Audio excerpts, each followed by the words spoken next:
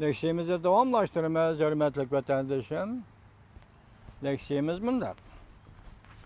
Prezident Trump, merhum sabık prezident Kennedy'nin suiqasdga uchrab vafot bo'lganligiga oid maxfiy hujjatlarni e'lon qildi.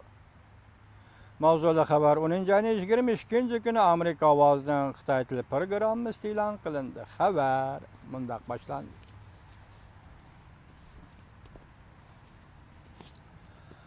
Amerika Qo'shma Shtatlarining prezident Trump shanba kuni mundaq ko'rsatdi.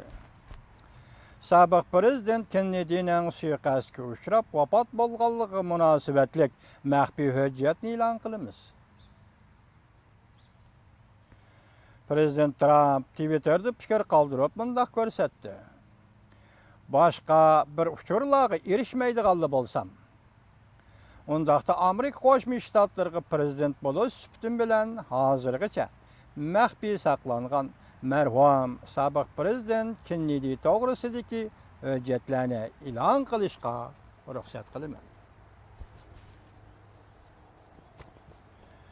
Merhum sabiq prezident Kennedy'ning suiqasdga uchrab vafot bo'lganligiga oid hujjatlar aslida bu yil 10-26 kuni e'lon qilinadi.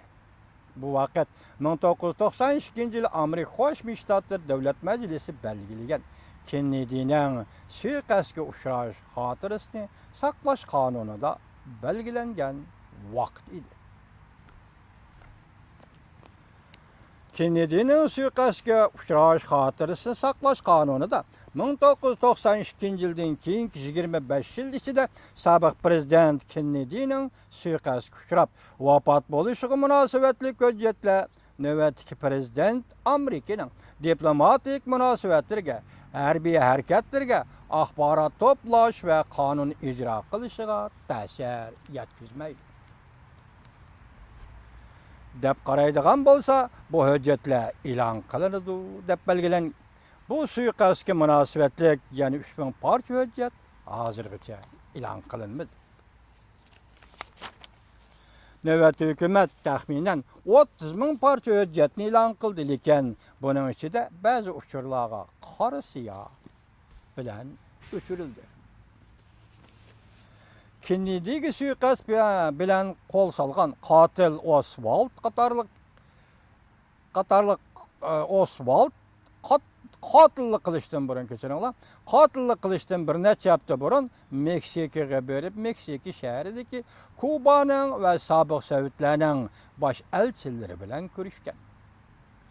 Kennedy'ni tadqiq qiladigan nurg'unlagan olimlar shuning ishini deyki, hozirgacha e'lon qilinmagan bu hujjatlar texnik ko'p tarafli uchurlar bilan ta'minlanishi mumkin. Tekshirib tadqiq qilish organi Warren Commission'ning uchuriga asoslanganda Oswald tekshiruvchilarga mundaq degan. Mening Kubaning elchixonasi va Sovetlarning elchixonasiga borganligim bu davlatlardan viza olish uchun edi.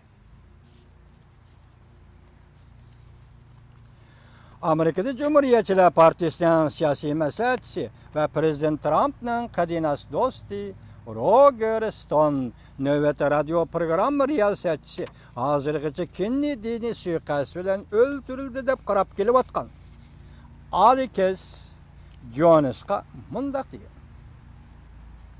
Men prezident Trumpning Kennedy to'g'risidagi boshqa qilib qolgan materiallarni e'lon qilishiga haydakchilik qildi.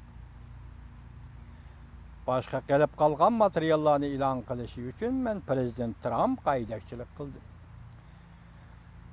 deb ko'rsatdi bu kishi. Demak, endi hozir 50 yil yarim asrdan oshgan ayni vaqtdagi Amerika Qo'shma Shtatlarining prezidenti, sobiq prezidenti Kennedy suiqasd bilan o'ldirildi degan materialni yuqorida sizlar ko'rsatgandek, Davlat Majlisining 92-yilda ma'qullagan qonuniga asosan 10-26 kuni bu materiallarni e'lon qildi ekan. Shu vaqtda dunyoning shu vaqtdagi vaziyatiga nazar og'dirsangiz, hurmatli vatandoshim, 1963 yil 11-22 kuni sobiq prezident Kennedy suiqasd bilan vafot bo'ldi. 1964 yilga kelganda 10-oyda Rossiyada Xrushchev taxtdan tushdi. Dal Xrushchev taxtdan tushgan kuni Mao Zedong g'alaba qildi. Jungoning doisi Mao Zedong atom bombasi portladi. Taxtdan tushgan kunning o'zida atom bombasi portladi.